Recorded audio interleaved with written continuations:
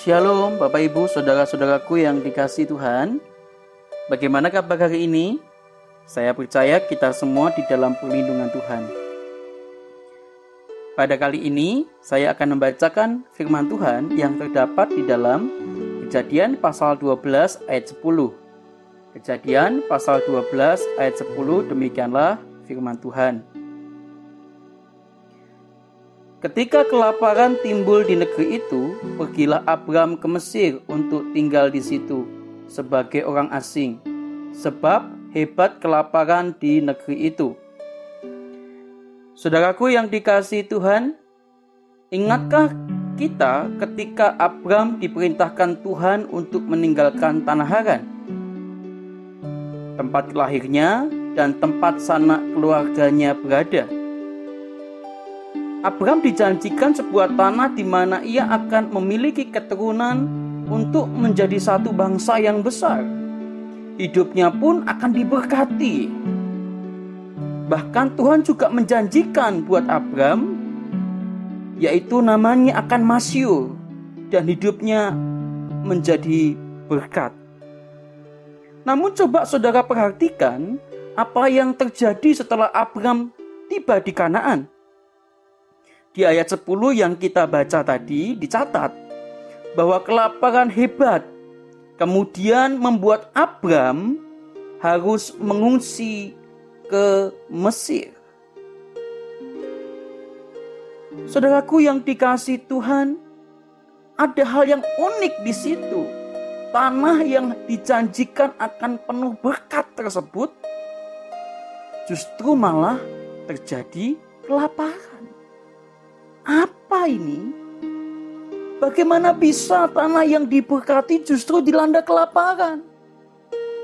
Tentu jika kita ada di posisi Abram, mungkin saja kita akan berpikir demikian. Kita mungkin akan tergoda bersikap seperti bangsa Israel yang baru keluar dari tanah Mesir, masuk ke padang gurun dan mereka protes. Bahkan mereka memilih untuk tinggal di Mesir saja daripada di padang gurun yang tidak menyenangkan ini. Saudaraku yang dikasihi Tuhan, mungkin kita juga akan berpikir, jika saja aku tahu akan terjadi kelaparan hebat seperti ini, lebih baik aku tetap ada di tanah kelahiranku, berkumpul bersama sanak keluargaku, bahkan di sana akan tinggal dengan enak dan nyaman. Saudaraku yang dikasihi Tuhan, namun perjalanan Abraham saat itu belum berakhir. Abram memang tak luput dari kelaparan. Abram memang terpaksa harus mengungsi ke Mesir. Meski demikian ternyata justru dari Mesirlah Abram kemudian mendapatkan kambing domba, lembu sapi, keledai jantan, budak laki-laki dan perempuan, keledai betina dan unta di ayat 16. Bahkan Kejadian 13 ayat 2 mencatat Abram menjadi sangat kaya. Saudaraku yang dikasihi dan mengasihi Tuhan, bila saya merefleksikan kisah perjalanan Abram di atas dalam kehidupan kita hari-hari ini, ada kalanya tatkala kita menaati perintah Allah, Allah bisa saja membawa kita kepada situasi yang tampaknya sulit.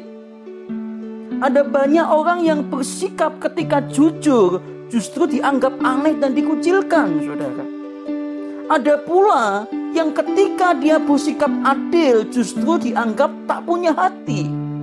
Bahkan ada orang-orang tertentu yang mau belajar mengampuni justru dianggap sok suci. Ada pula yang setelah meninggalkan kebiasaan dosanya dan bertobat menerima Yesus sebagai juru selamatnya, harus kehilangan harta.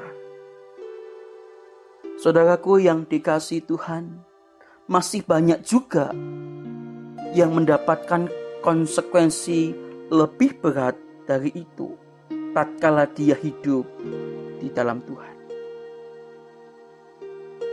Saudaraku yang dikasihi Tuhan, apa yang dialami Abram dalam firman Tuhan hari ini memberikan kita setidaknya 2 pelajaran penting dan berharga. Yang pertama, menaati perintah Allah tidak pernah salah. Dan yang kedua, ada saatnya masalah muncul justru saat kita menaati Allah. Tapi inilah ujian kualitas iman kita. Abram tetap percaya dan tak putus asa saat harus mengalami masalah. Sebuah ujian selalu bertujuan untuk membawa seseorang naik ke tingkat yang lebih tinggi dan untuk membawa seseorang di dalam pengujian iman dia. Apakah imannya semakin teguh atau justru semakin rapuh? Demikian juga dengan ujian bagi iman kita, saudara. Tatkala tantangan, kesulitan yang kita hadapi sekarang, sebetulnya itu memberikan kita pelajaran seberapa kuat iman kita di dalam Tuhan. Akhirnya, biarlah firman Tuhan ini menolong saudara menjadi berkat buat saudara. Stay safe, stay healthy, and God bless you.